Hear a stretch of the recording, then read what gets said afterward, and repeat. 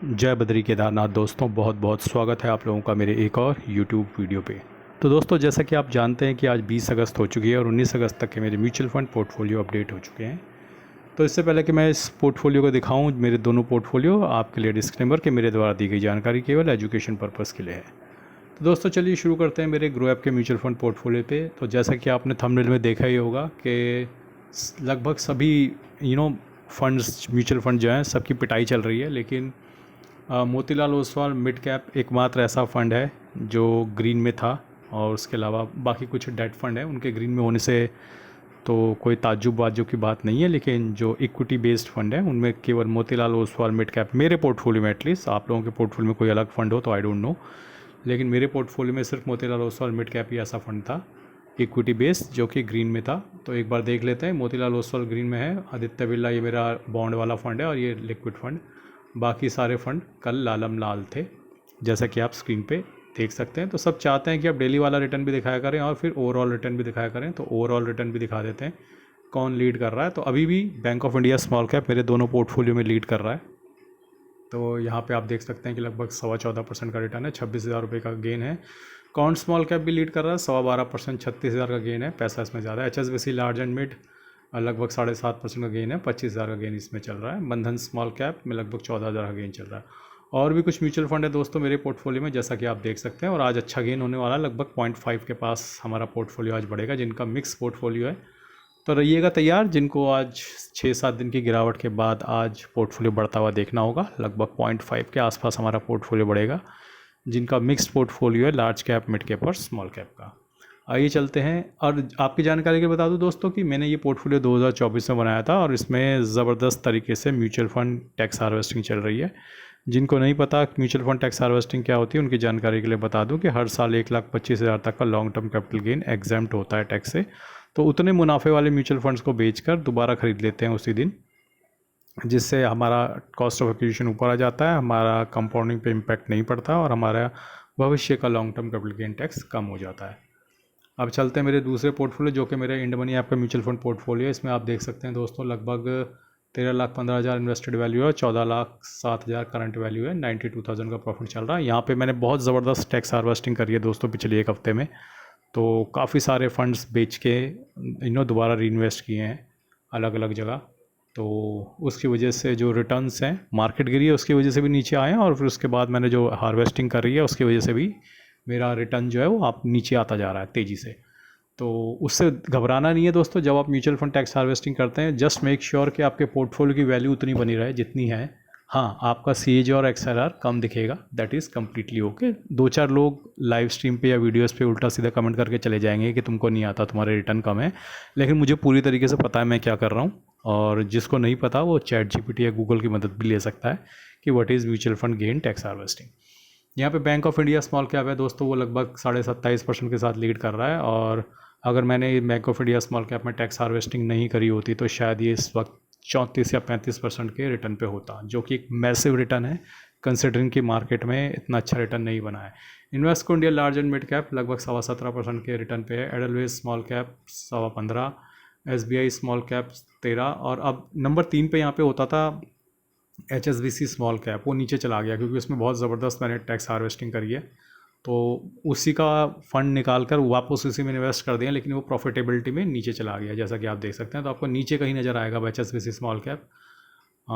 ये देखिए यहाँ नज़र आ रहा है, 8.5% चला गया। ये था लगभग 14% के आसपास, 13-14% के आसपास था, लेकिन वो मैसिव टैक्स हार्वेस्टिंग की वजह से अब दोबारा इसकी प्रॉफिटेबिलिटी कम दिख रही है। हालांकि फ़ंड की वैल्यू उतनी बरकरार है जितनी थी। ठीक है, पूरा नहीं बेच पाया मैं, क्योंकि सारे यूनिट्स जो थे वो 1 साल से ऊपर होल्ड नहीं थे, जितने थे उनको बेच के हार्वेस्ट करके दोबारा इसी फंड में निवेश किया, क्योंकि मुझे HSBC स्मॉल कैप कंटिन्यू करना था। नीचे आप देख भी रहोगे कि पैसा आ रहा है, इसमें दिखा रहा है अराइविंग ऑन 20th, लेकिन वो आ चुका है सुबह ही मेरे अकाउंट में। तो सबसे नीचे आपको दिखेगा दोस्तों अपना प्यारा हेलियस, अबेकस और हेलियस, ये दोनों मैंने अभी अभी लिए हैं। तो अभी तो ये नीचे ही रहेंगे, कोई इनकी दिक्कत नहीं है। लेकिन पराग पारिक जो है, पुराना पापी पराग पारिक फ्लेक्सी कैप और जियो ब्लैक रॉक फ्लेक्सी कैप, दोनों पुराने पापी हैं, उनमें कोई भी रिटर्न नहीं बन रहा है।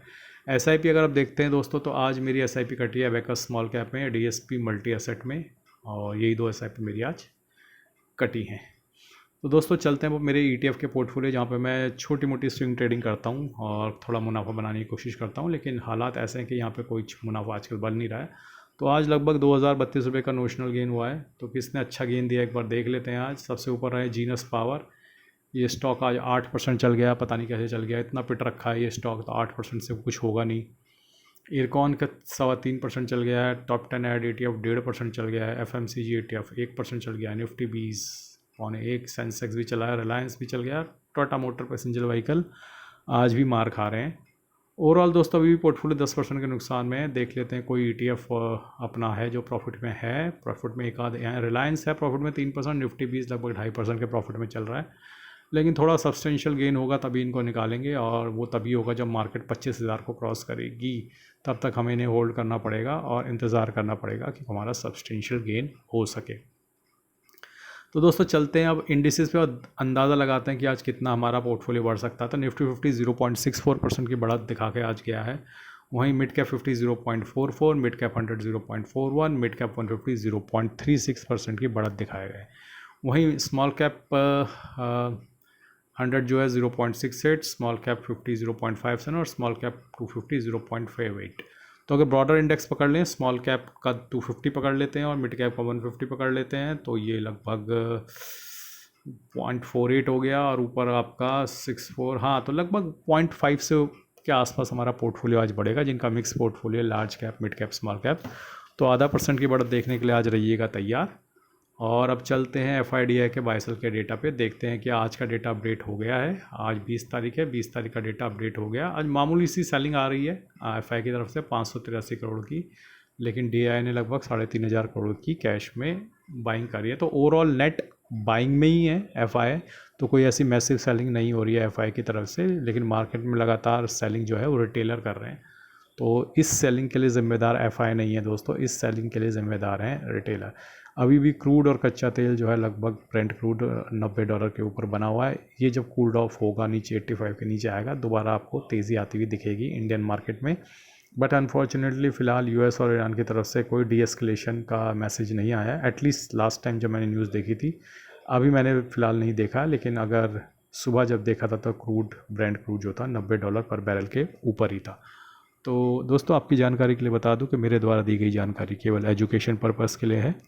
मैं MFI registered mutual fund distributor भी हूं with licence number 357890। Mutual fund advisory मेरे साथ जुड़ने के लिए या फिर 1-to-1 सेशन के लिए आप मुझे व्हाट्सएप या ईमेल कर सकते हैं।